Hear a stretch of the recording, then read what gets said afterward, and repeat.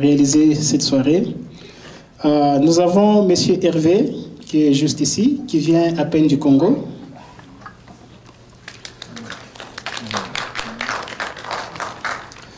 Hervé, c'était un témoin oculaire, il était au Congo, il a vécu, il a travaillé dans le bureau d'élection, alors il a un peu d'expérience. Nous allons tous apprendre d'autres informations qu'on ne connaît pas.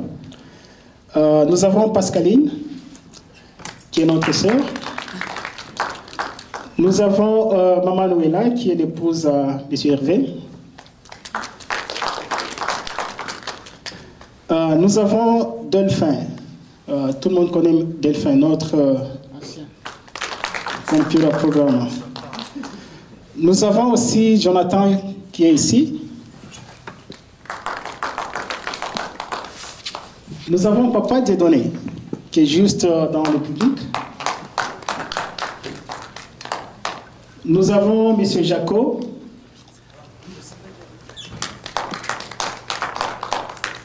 Nous avons M. Emmanuel.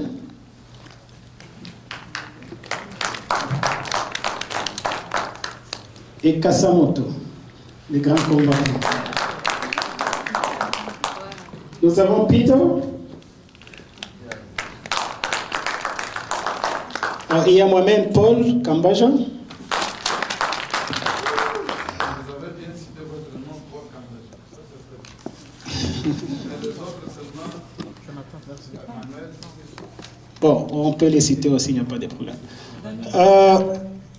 Emmanuel Mukata, bon. Il y a des noms que je ne connais pas, d'autres noms de famille, mais ce n'est pas grave.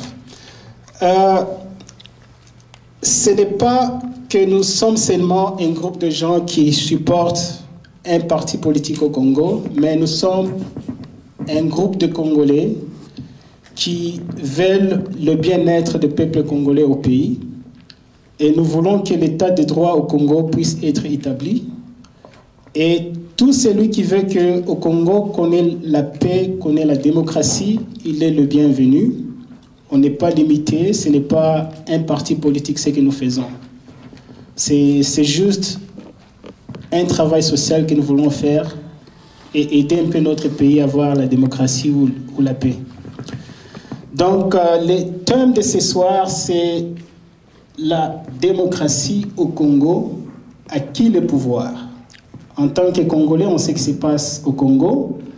Et ensemble, nous allons discuter c'est quoi la démocratie et qu'est-ce qu'il faut pour avoir la démocratie, qu'est-ce qui nous empêche d'avoir la démocratie. Nous ne sommes pas des experts, mais nous voulons juste créer un débat. Donc, si vous connaissez mieux que nous, vous êtes les bienvenus de venir aussi instruire les autres. Donc ça, c'est une activité ou bien un exercice intellectuel que nous voulons faire, nous informer, nous construire entre nous-mêmes. La simple définition de la démocratie, c'est un pouvoir qui vient du peuple, souverain, qui élit leurs dirigeants pour le bien de leur pays.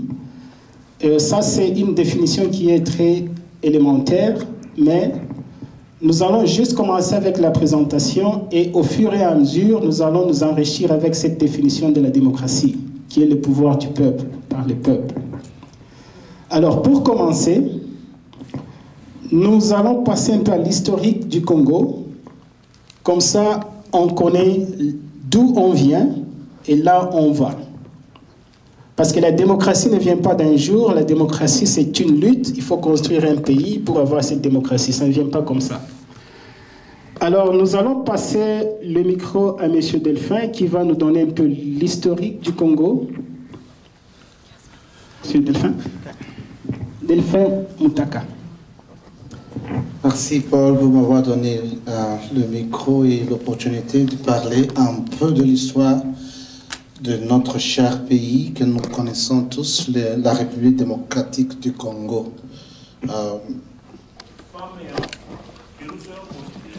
qui est la sécurité. Lorsque tu sors là, tu es sûr que tu vas rentrer en paix.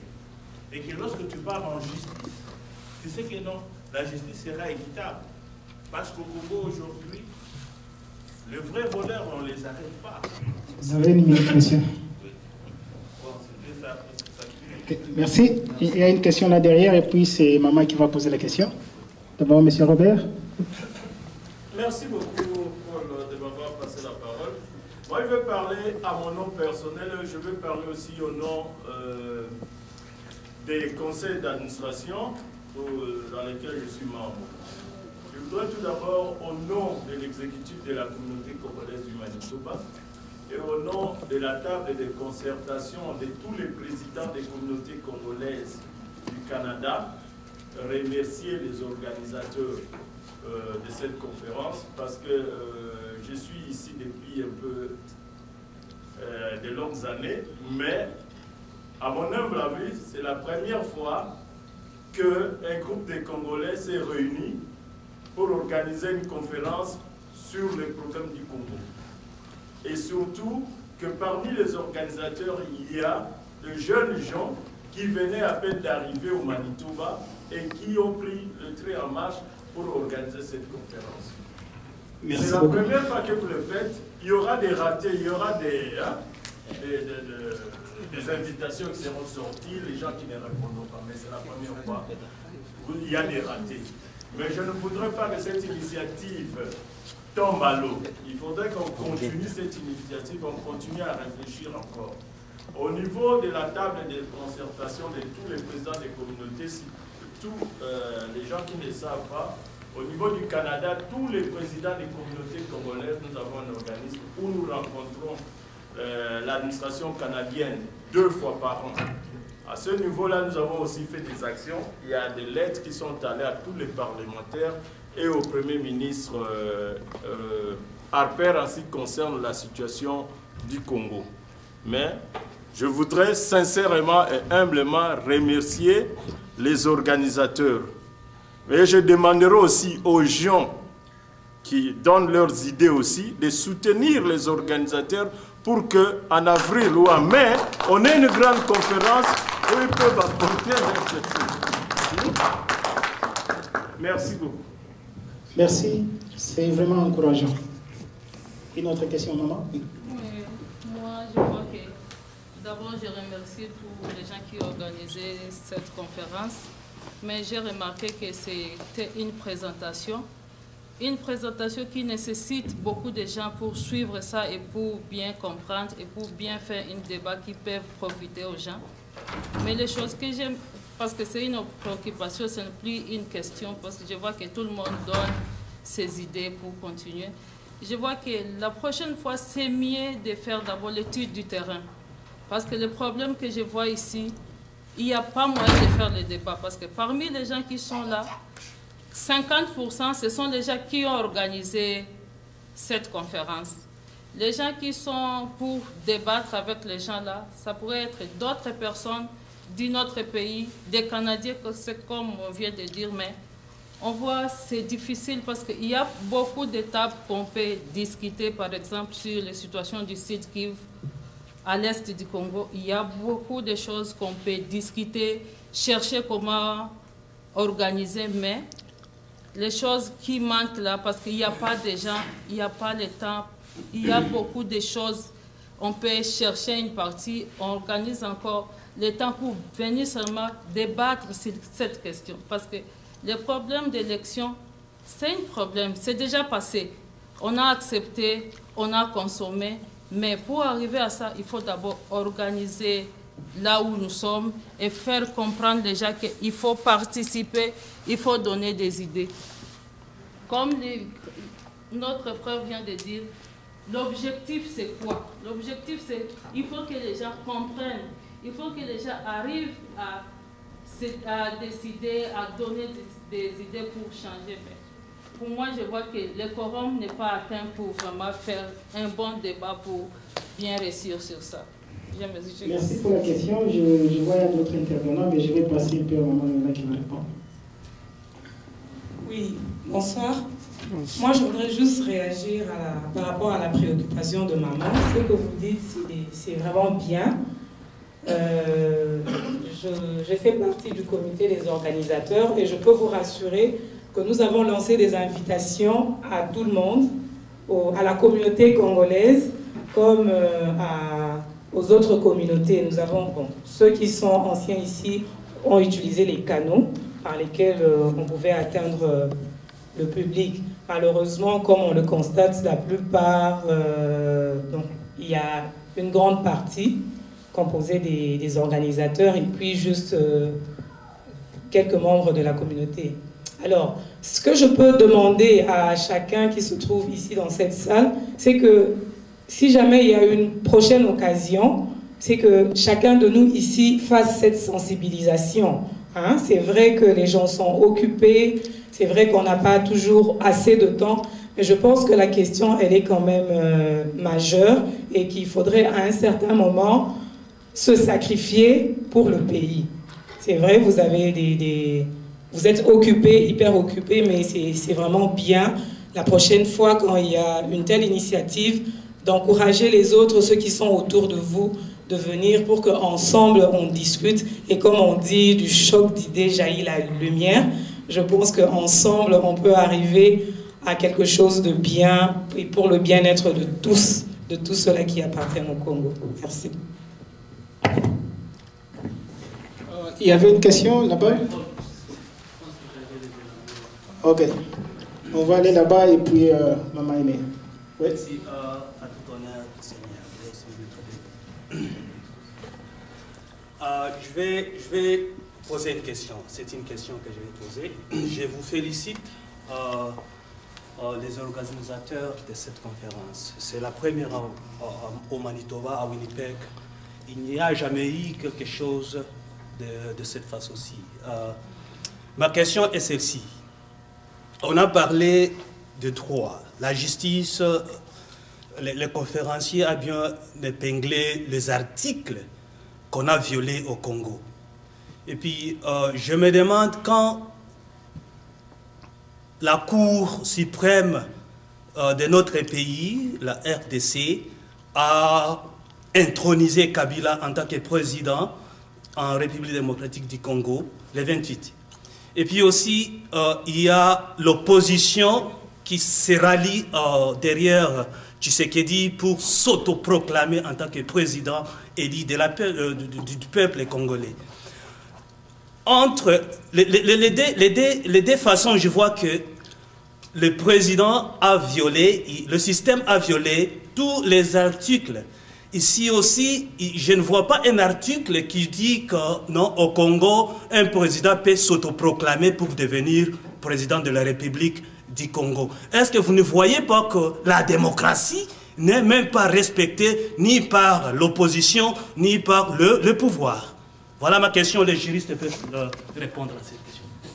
En tout cas, vous avez bien fait, je ne suis pas juriste, alors je donne le micro.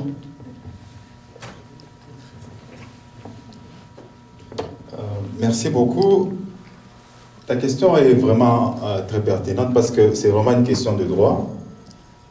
Vous savez, lorsque j'ai eu à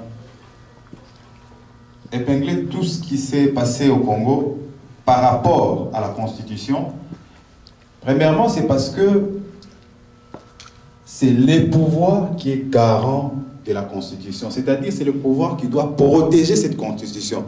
Donc, dès que le pouvoir donne un ton contraire à son devoir, donc c'est clair que le pouvoir amène les pays à la dérive.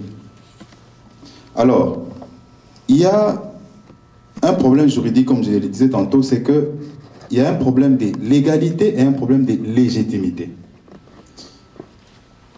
Si je dois survoler ces deux concepts, je dirais ceci. Ce que le pouvoir fait aux yeux de la loi, par rapport à la prestation des serments, si je ne dois m'arrêter à cela, c'est légal. Mais il y a un autre concept qui est la légitimité, qui touche à ce qui est la loi. Donc, c'est-à-dire ce qui est conforme à la loi. Parce que si je dois revenir à ce que le pouvoir a fait, c'est conforme à la loi, la prestation de serment.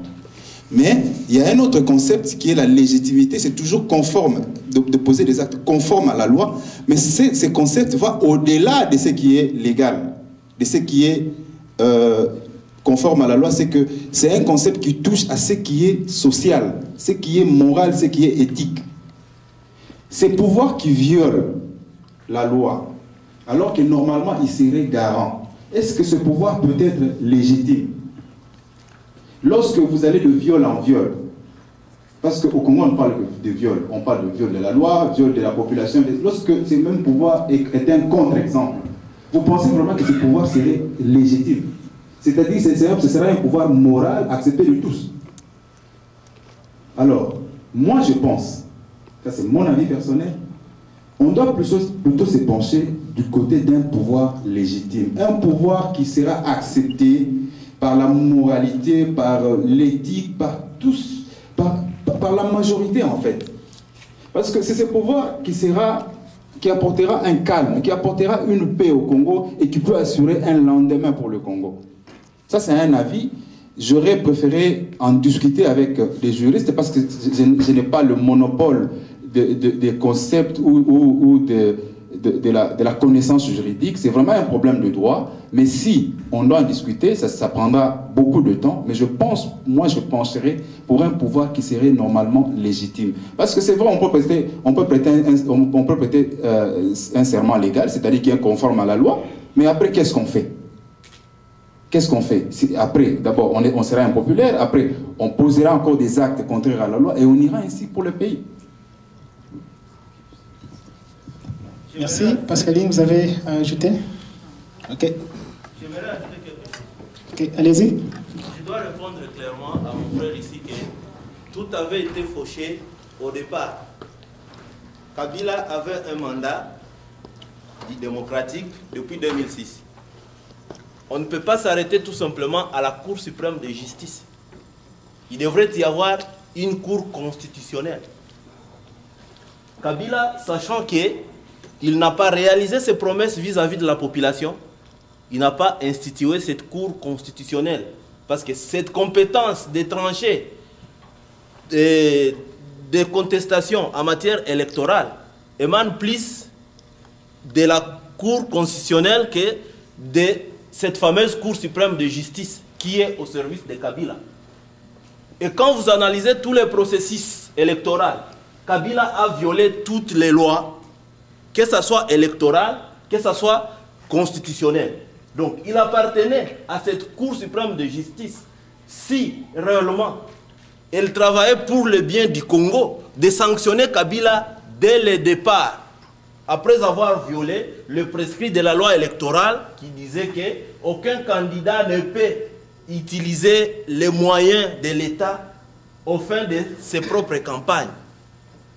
Mais comme Kabila les avait nommés à quelques semaines avant le début des campagnes, ils étaient supposés être au service de Kabila pour protéger le même Kabila. Alors mon frère a parlé de la légitimité. Le pouvoir, ce n'est pas tout simplement question de légalité. On est légal, il faut d'abord avoir la légitimité pour parler maintenant de la légalité après, parce que c'est le peuple qui donne cette légitimité. Mais Kabila n'a pas eu cette légitimité du peuple congolais. Avec ses complices, Ngoï Mulunda, Monisco, Belgique, États-Unis, ils ont volé la victoire du peuple, s'en approprier pour avoir cette légitimité. Vous comprenez?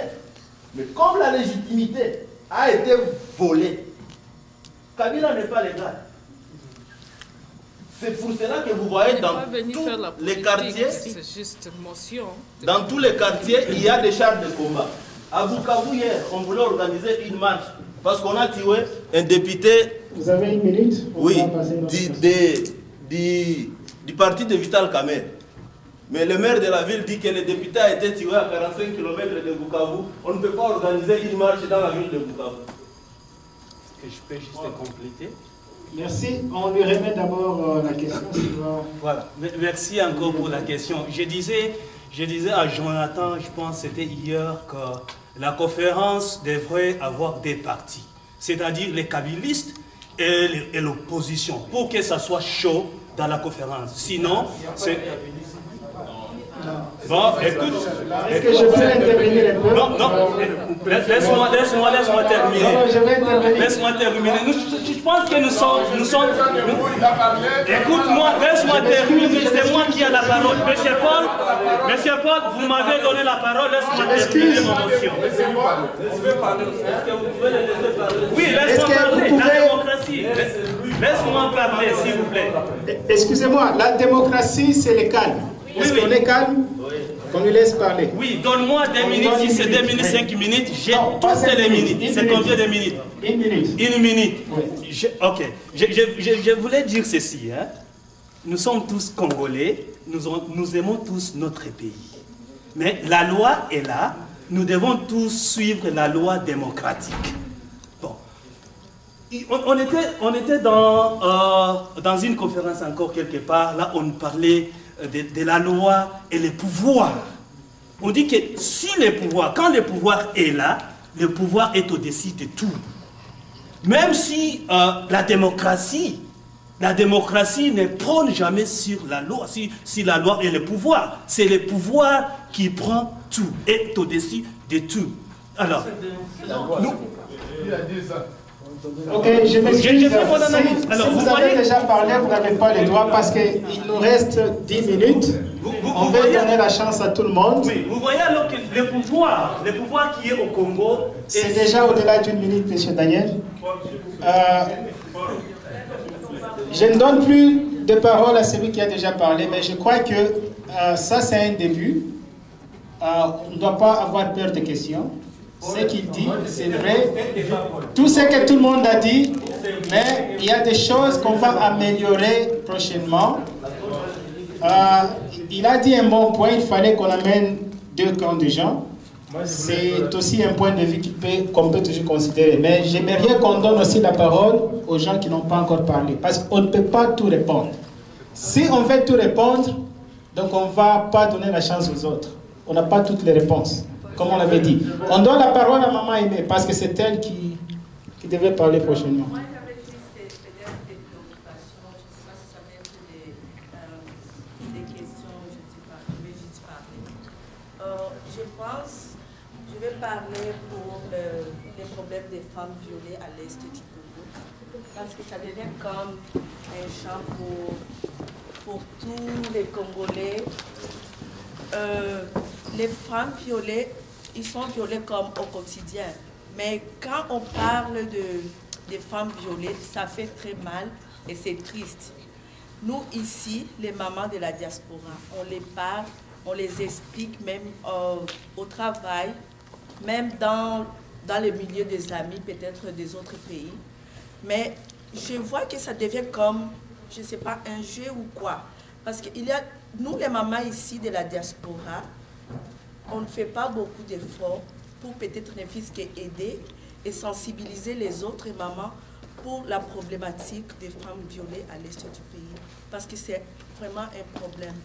Je pense, les problèmes qui se passent aujourd'hui au Congo, j'avais suivi une femme qui est juriste.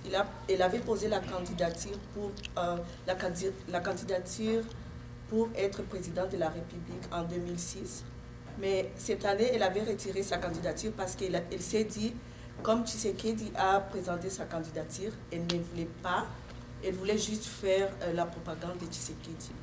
Et puis, elle se disait, si les mamans ne peuvent pas se mettre debout et s'impliquer dans la politique au Congo, il n'y aura peut-être pas grand-chose qui va changer. Parce que même dans nos familles, si on voit le rôle de la maman dans la famille, je pense que la maman, c'est le pilier de la maison. Je pense, je peux juste dire que le problème est que les mamans peuvent aussi maintenant s'intéresser à la politique. Merci beaucoup. Particulièrement les mamans qui sont au Congo, je pense. Oui, il n'y a pas beaucoup de temps qui nous reste. Il y a beaucoup de débats qu'on va organiser. Je vois des gens qui quittent. Peut-être, si je peux donner à 2 personnes, on va donner à M. Dieudonné, et à une autre personne qui n'a pas encore parlé. Et pour éviter que tout le monde sorte. Mais avant que je vous donne la parole, M. Dieudonné, nous informons aussi qu'il y aura une marche le 16 février à 12 h qu'on organise juste pour lutter contre les problèmes qui se passent au Congo. Notre objectif aussi, c'est de faire le lobbying. Comme il y a les problèmes des mamans au Congo, les problèmes des morts, ça c'est aussi un grand problème qui nous préoccupe, qu'on peut encore organiser des marches là-dessus ou bien des débats là-dessus. Alors on donne la parole à M. Dieudonné et puis s'il y a une autre personne qui n'a pas encore parlé, peut parler. Moi je vais intervenir dans l'idée de M. Daniel. Daniel, il vient de parler que le pouvoir est au-dessus de la loi. Moi je voulais mettre un petit correctif.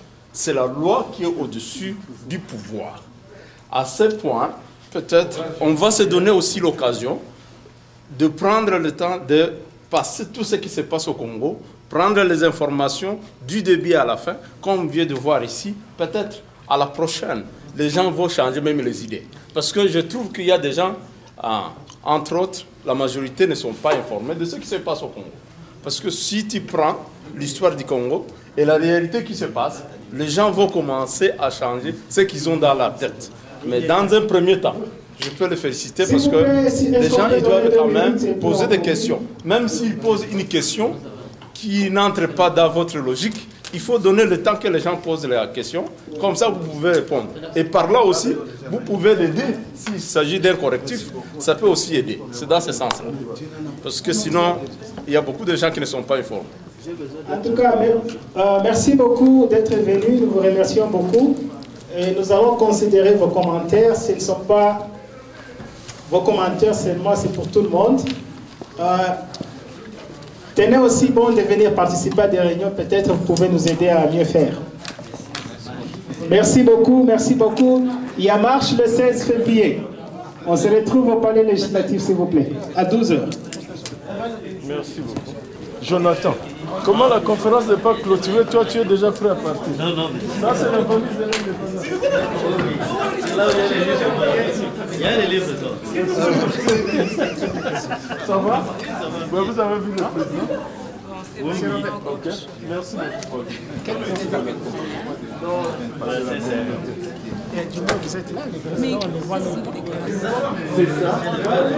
Mon nom est Pascaline Kabongo. Je suis intervenue dans la conférence de ce soir du 28 janvier pour notamment parler des viols qui se passent à l'est du Congo. C'est un sujet très important parce qu'en tant que femme, ça me tenait à cœur de parler de ça.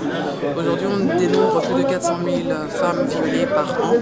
Et la RDC, donc la République démocratique du Congo, est le pays où il y a le plus grand nombre de femmes violées au monde. Donc c'était très important pour moi de sensibiliser la communauté congolaise et la communauté internationale à cette problématique qui est le viol à l'est du Congo.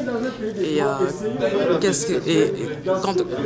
je voulais aussi savoir, développer le fait de savoir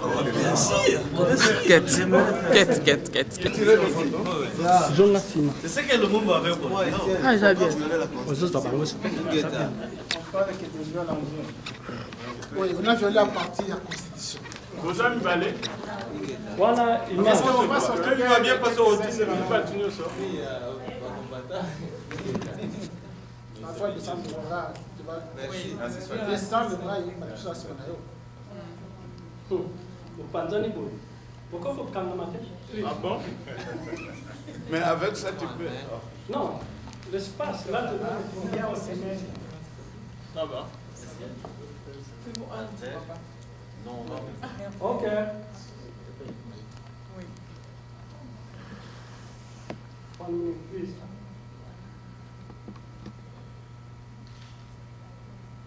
Encore. Souriez quand même. Souris. Ingeta. Ok. Merci beaucoup. Pasteur a tout le monde à la tête. toujours comme ça. Hervé, vous demandez un athée. Oh. Mais parce que toi, tu as... Comme ça? Ya, hop, ça. Merci. Hervé Talanga. Ok, ça va. Merci. Encore one. Ok.